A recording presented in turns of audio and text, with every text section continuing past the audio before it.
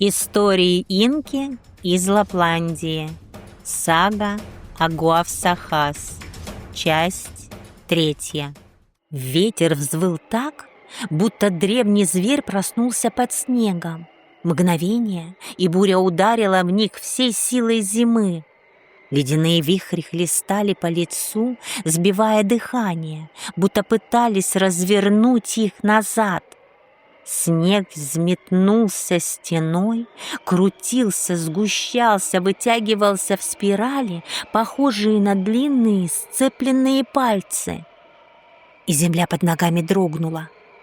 Из-под корки льда рванул свет, как вспышка хрустального ножа. Лед треснул, разломился, и из трещин вырвались осколки.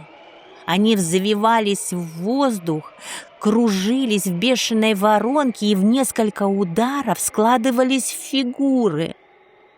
Стражи, ледяные, прозрачные, острые, как если бы сам ветер выточил их из зимы.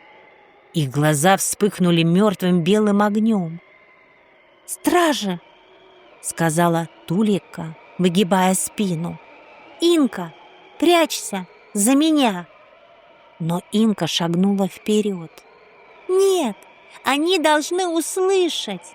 Пока память не погасла, есть шанс!» Инка подняла посох и со всей силы ударила им в землю. Свет разлетелся волной, теплый, мягкий, как рассвет над тундрой после долгой ночи. Стражи качнулись, у одного дрогнули губы, будто он пытался вспомнить имя, которого давно нет в мире. Но ледяные чары сомкнулись, и в следующую секунду он рванул вперед. Его руки вытянулись в длинное лезвие льда. Инка подняла посох, удар, звон, искры разлетелись, тая в воздухе. Ледяные осколки упали на снег звенящими россыпями. И тут Тулика вскрикнула и прыгнула. Ее прыжок был вспышкой света. В воздухе она перевернулась, ее хвост прочертил золотую дугу.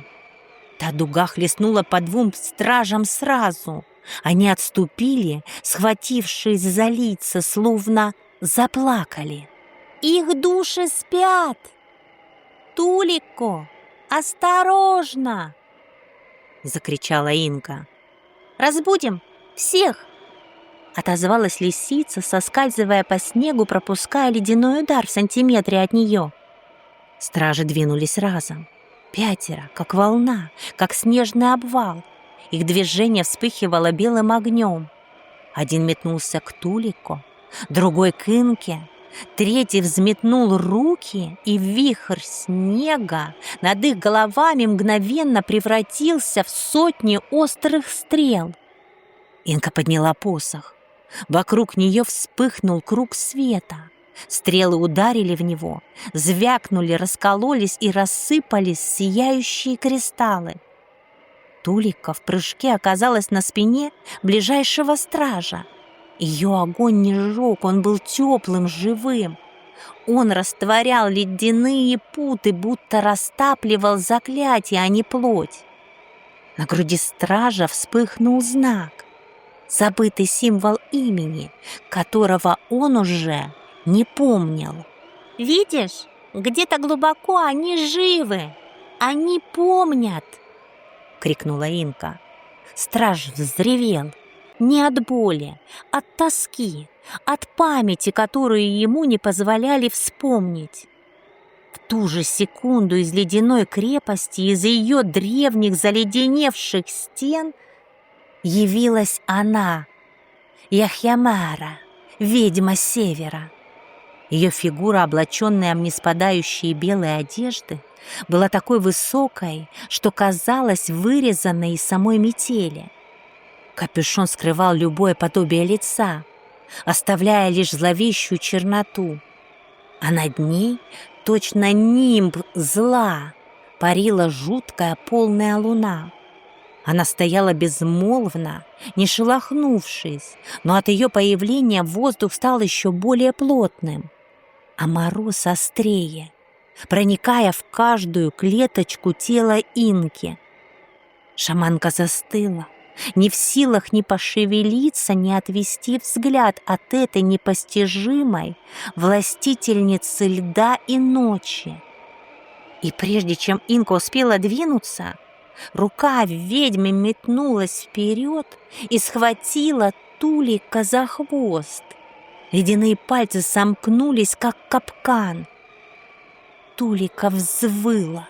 Ее крик ударил по снегу огненной вспышкой, заставив пустошь озариться золотым заревом. Инка шагнула вперед. «Отпусти ее и верни Гуавсахас!»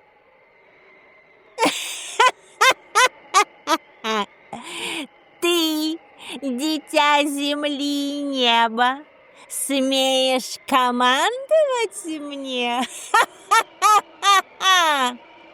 Она взмахнула рукой, и обрушился ураган холода. Ветер не просто ударил, он швырнул Инку в сугроб. Снежная буря закружилась вокруг нее, будто хотела поглотить навсегда. Посох вылетел из рук Инки и взмыл воздух. Тулика рвалась, извивалась, но ведьма держала ее крепко. Инка попыталась подняться и снова упала.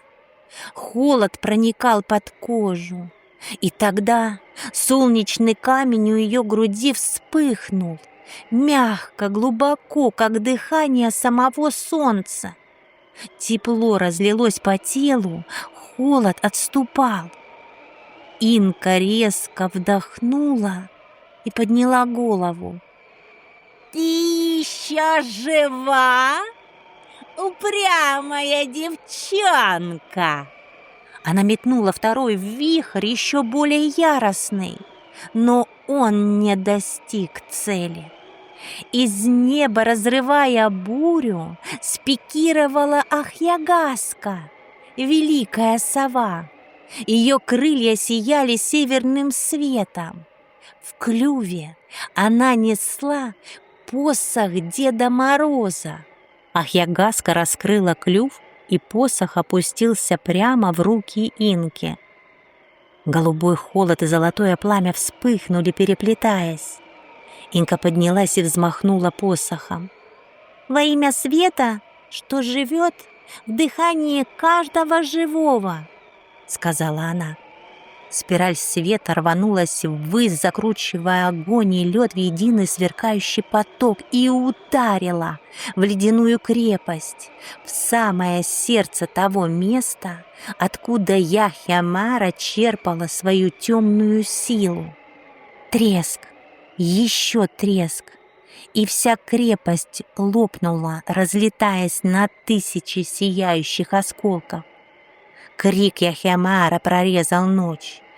Инка направила луч прямо в ее грудь. «Яхьямара, исчезни из этого мира!» Ведьма с севера вскрикнула, и ее тело рассыпалось, тая в воздухе легкой ледяной пылью. Тулика сорвалась вниз, но Ахьягаска подхватила ее своим крылом. Инка направила лучи посоха на гору, которая удерживала сияние. Гора содрогнулась и рухнула, оставив после себя лишь неровную ледяную груду. Сначала в небо поднялась тонкая зеленая лента. Гуавсахас возвращался, а над миром, над горами, над ушедшей тьмой развернулось северное сияние, живое, свободное, бесконечное. Гуавсахас засияла по снежным холмам, озарила ледяные вершины и зеркальные озера, и в каждом отблеске отражалась радость вновь обретенного света. Ахьягаска начала снижаться, описывая широкую спираль в морозном воздухе. На одном из ее крыльев держалась Тулико, огненная лисица. Она дрожала и ее свет то вспыхивал, то гас. Сова опустилась рядом с Инкой и помогла Тулико плавно соскользнуть вниз. Лисица прыгнула на землю чуть неловко. Ее лапы дрогнули, но она устояла. «Мы сделали это! Свет вернулся в сердца людей и духов севера!» — сказала Инка. Воздух вокруг затрепетал, и из-под снега и льда начали появляться древние духи. Те, что были лишены памяти, но теперь освобождены. Они подходили к Инке и Тулико, склоняя головы в благодарности.